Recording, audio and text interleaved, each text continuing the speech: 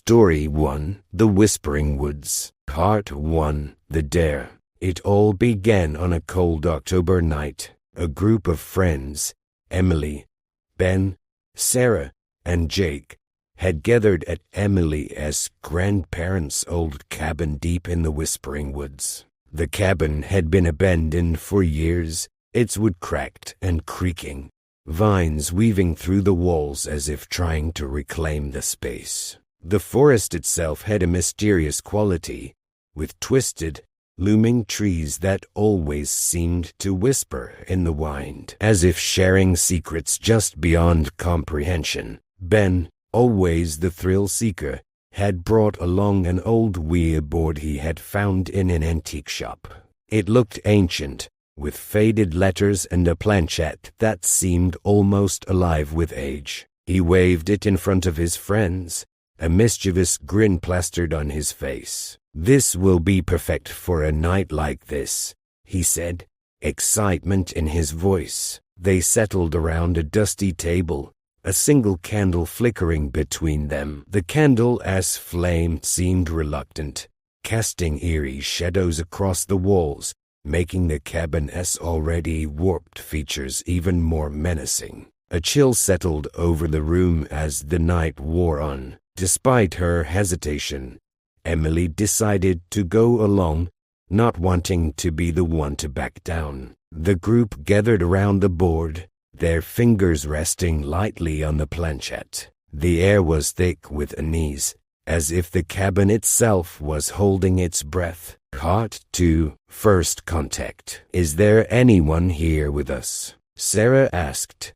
Her voice cracked, betraying her nervousness. They waited, the seconds stretching out painfully long, with only the sounds of the rustling leaves outside and the occasional groan of the wind to keep them company. Suddenly, the planchette jerked under their fingers, sliding towards. Yes, the friends looked at each other, their nervous laughs echoing in the dim light, each silently trying to dismiss the movement as one of them pushing it. "Who are you?" Jake asked, his voice steady but his eyes darting around the room. The planchette moved, spelling out, "Seeker." "What do you seek?" Emily asked, her voice trembling. The planchette shot across the board, spelling out "you." An icy breeze swept through the room, though all the windows were shut tight. The candle flickered violently, the flame nearly going out before it steadied again. Suddenly,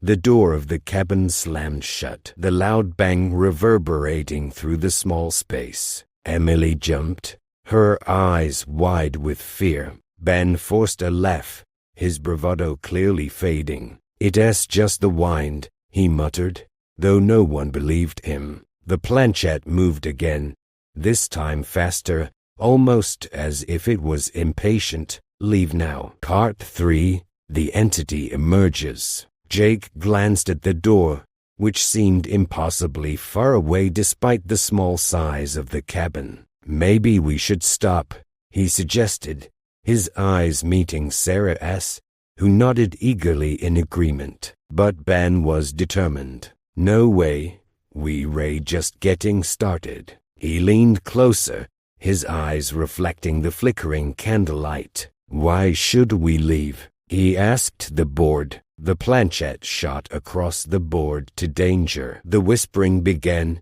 so faint at first that they thought it was just the wind moving through the cracks in the walls. But the sound grew louder, forming a chorus of voices, overlapping, rising and falling, like a twisted melody. "Do you guys hear that?" Emily whispered, her eyes wide, darting to the corners of the room. The shadows seemed to stretch, elongating and shifting as if they were alive. The candle's flame flickered, and for just a moment, the shadows on the wall appeared to take the form of a tall figure with unnaturally long limbs. The planchette moved again.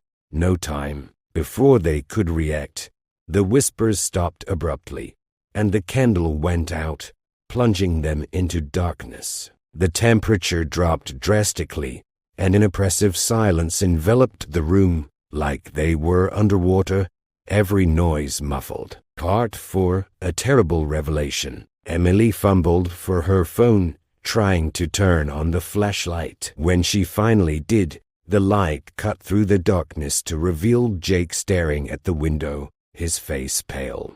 "Guys, look," he whispered. Outside, beyond the glass, figures stood in the woods, their forms just barely visible. They were tall, skeletal, and seemed to sway slightly, like trees caught in a gentle breeze. Panic set in. Emily screamed, grabbing Sarah's hand. "We need to leave, now," she shouted, her voice cracking. Ben grabbed the flashlight and tried to guide them to the door. But as they approached it, the door refused to budge. It was as if something, or someone, was holding it shut from the other side. The whispers returned, louder now, coming from every direction. The planchette suddenly flew off the board, striking the wall with a loud crack, and shattered into pieces. The friends looked at each other, fear etched into their expressions. Then, without warning, the door burst open, and they ran. They sprinted into the dark woods, their breaths coming in ragged gasps, branches tearing at their clothes and skin. They ran until they could no longer hear the whispers or see the shadowy figures lurking between the trees. When they finally stopped to catch their breath, they realized Jake was missing. "Jake," Emily called out, her voice breaking. They searched, calling his name, but there was no response. The police organized a search party the next morning, combing the woods for weeks, but Jake was never found. The only thing they recovered from the cabin was the shattered remains of the Ouija board. The planchette, however, was never seen again, and to this day, when the wind blows through the whispering woods, some say they can still hear Jake calling for help. Story 2, The Forgotten Warning. Part 1, A Family Affair. Margaret had inherited her grandmother's old Victorian house after her passing. The house was large, with rooms filled with dusty memories and old secrets. One of these secrets was an old Ouija board tucked away in a chest in the attic. Margaret remembered her grandmother's warnings from childhood, never to touch it, never to open the chest. But curiosity got the better of her. One rainy evening, Margaret, her husband Michael, and their daughter Lily decided to explore the attic. They came across the chest, its lock broken, and Michael, not knowing any better, pulled out the board. "Let us give it a try," he said, half joking. Margaret hesitated, but Lily's excitement was contagious. They sat down in the dimly lit attic, the rain drumming against the roof. They placed their fingers on the planchette, and Michael asked the first question, "Is anyone here with us?" For a long moment, nothing happened. Then, slowly, the planchette moved. "Yes." Part 2, The Haunting Begins. Lily's eyes widened with excitement. "Who are you?" she asked. The board spelled out, "Friend." Margaret felt a chill run down her spine. The air in the attic seemed to thicken, a strange pressure closing in. The planchette moved again, faster this time. "Don't let me in." "What does that mean?" Michael asked, looking puzzled. The question hung in the air, unanswered. Suddenly, the light bulb flickered and went out, plunging the attic into darkness. Lily gasped, and Margaret quickly reached for the flashlight. The beam illuminated the board, but the planchette was gone. Part 3, The Shadow in the Mirror. After that night, strange things began happening in the house. Mirrors would fog up, and messages would appear, leave or danger. One morning, Lily ran to her parents, terrified. She said she had seen a man standing in her room, a dark shadow with hollow eyes. Michael brushed it off as a bad dream, but Margaret knew something was wrong. She started hearing whispers, late at night, coming from the attic. One night, unable to take it anymore, she decided to investigate. She climbed the creaky stairs, her flashlight flickering. When she reached the attic, the Ouija board was open, the planchette resting on help. Part 4, The Final Warning. Margaret felt a presence behind her, the air cold and electric. Slowly, she turned around, and there, reflected in the attic window, she saw it.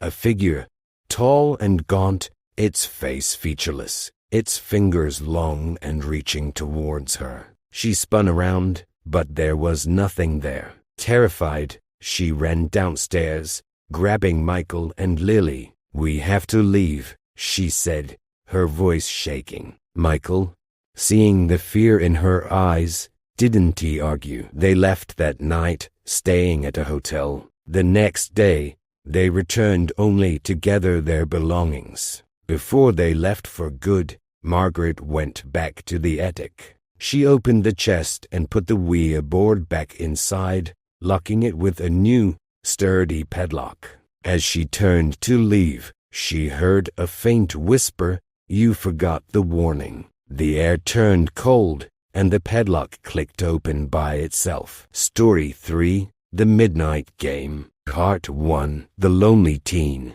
Tom was a lonely teenager, often left alone at home while his parents worked long hours. He wasn't very popular at school and had no siblings, which left him with too much time to fill. He found solace in exploring the attic of their old house, which was filled with forgotten relics of the past, family heirlooms, old toys, and dusty photo albums. It was during one of these explorations that Tom stumbled upon an old Ouija board. Its wood-worn, the letters almost faded. He vaguely remembered his parents telling him never to touch it, but the sense of mystery was too enticing. He decided to try it out, hoping to entertain himself on another lonely Saturday night. He set it up in his bedroom, lighting a single candle for atmosphere. The room was small and filled with the comforting clutter of books and posters. But tonight it felt different. The flickering candlelight seemed to stretch the shadows across the walls, the flame reflecting in Tom's wide eyes. He placed his fingers on the planchette and asked, "Is there anyone here?" At first, nothing happened. The planchette remained still, and Tom sighed, almost disappointed. But as he was about to move his hand away, the planchette began to move. It shifted across the board, coming to rest on yes. Tom's eyes widened. He could feel his heart start to race, though he told himself it had to be his imagination or maybe a subtle movement of his own hand. "What's your name?" he asked. The planchette moved, spelling out, "Sam." Tom smiled, feeling a strange sense of companionship. He knew he was probably just doing it himself, but he continued regardless. It felt good to have someone, even an imaginary friend, to talk to. "Can you be my friend?" he asked. The board responded, "Yes." A chill passed through the room, and Tom shivered, but he brushed it off as a draft. Part 2, A New Friend. In the days that followed, Tom found himself thinking about the Ouija board more and more. Each night, after dinner, he would sneak up to his room, light a candle, and talk to Sam. The entity seemed friendly, answering Tom's questions about the afterlife and his own past. Sam claimed he had been a young boy, not much older than Tom, who had lived in a nearby town long ago. Tom found himself growing attached to Sam, feeling as though he had finally found a friend who understood him. But as the days went by, things started to change. Sam's responses became darker, his messages more cryptic. The board began to spell out strange things, like watching you and never alone. Objects in Tom's room began to move on their own, books falling off shelves, the door creaking open at night, and even the occasional whisper in the dark when Tom tried to sleep. His parents, oblivious to what he was doing, simply thought he was stressed from school, but Tom knew better. One evening, Tom asked, "What do you want, Sam?" The planchette moved swiftly. The candle flickered, and Tom's breath caught in his throat. The temperature in the room dropped suddenly, and he could see his breath misting in the candlelight. He tried to pull his fingers away from the planchette, but it felt as if something was holding them in place. Part 3, The Game Turns Dangerous. Tom decided to stop using the board after that. He put it away in the attic,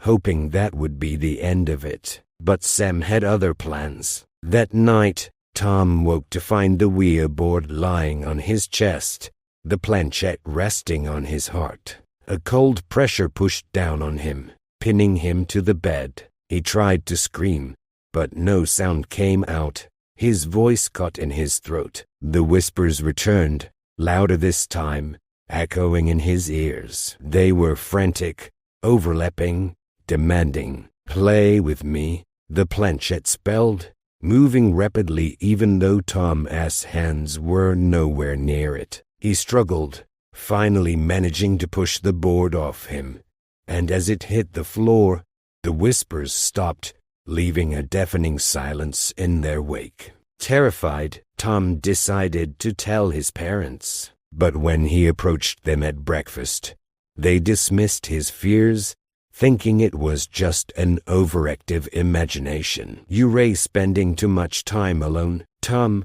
his mother said gently, ruffling his hair. "Why don't you join a club or make some friends at school?" Tom forced a smile, but deep down, he knew something was terribly wrong. Part 4, The Shadow's Arrival. The next night, Tom was awoken by a loud crash. He shot up in bed, his heart pounding. The Ouija board was back, lying open on the floor in the middle of his room. The candle had lit itself, and the planchette was already moving, spelling out words without anyone touching it. "I am here." A chill ran through Tom, and he looked around, the shadows in the room seeming to pulse and shift. He felt a presence, something watching him. The air grew colder still, and suddenly, the shadows gathered in the corner of the room, coalescing into a dark figure. Its shape was indistinct,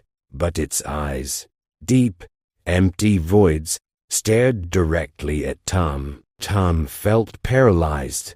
A scream caught in his throat as the figure began to move towards him. He could hear the whispers again, but now they came from inside his head, a cacophony of demands and anger. The candle's flame grew taller, casting grotesque shadows on the walls that seemed to dance and reach for him. Desperate, Tom lunged for the Ouija board, grabbing the planchette. "What do you want from me?" he screamed, his voice cracking. The planchette moved violently, almost tearing itself out of his grasp. "Stay." Tom's hands were shaking as he threw the planchette across the room, the candle snuffing out at the same moment. The room plunged into darkness, but he could still see the faint outline of the shadow figure lingering in the corner. It whispered his name, a soft, guttural sound that seemed to echo inside his mind. Part 5, A Desperate Escape.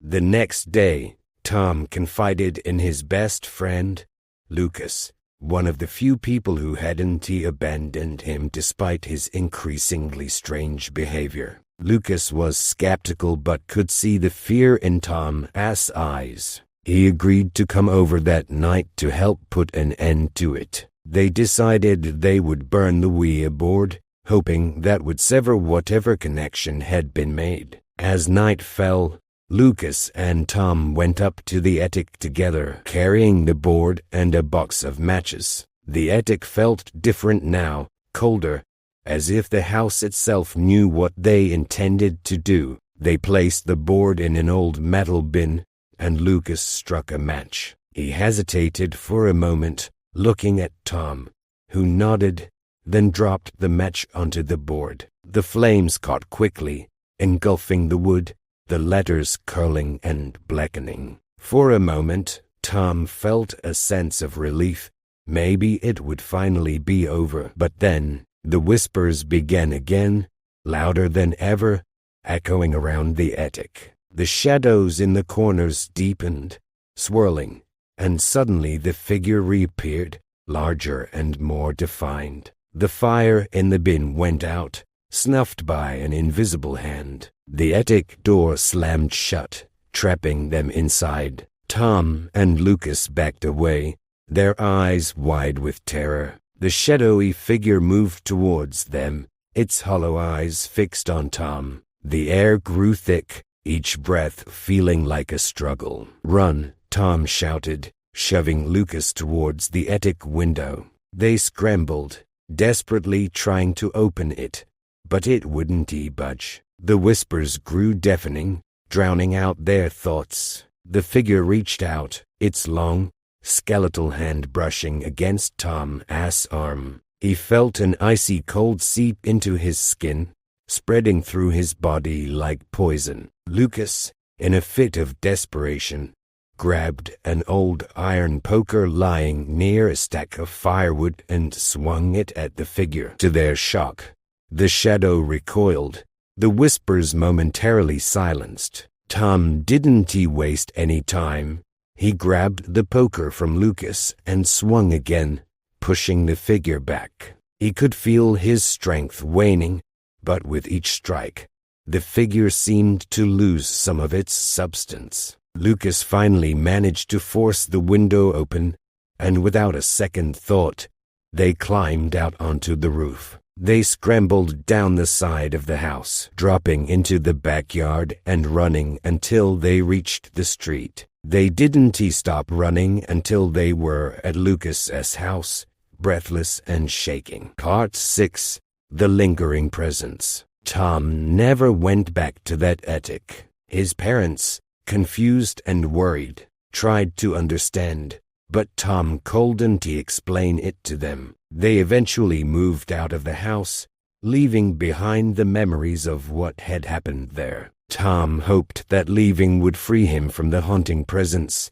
but deep down, he knew it wasn't over. Sometimes, late at night, Tom would hear the whispers again, faint, almost like a distant echo. He would see shadows move out of the corner of his eye, shapes that seemed to linger just a little too long. He kept the iron poker under his bed,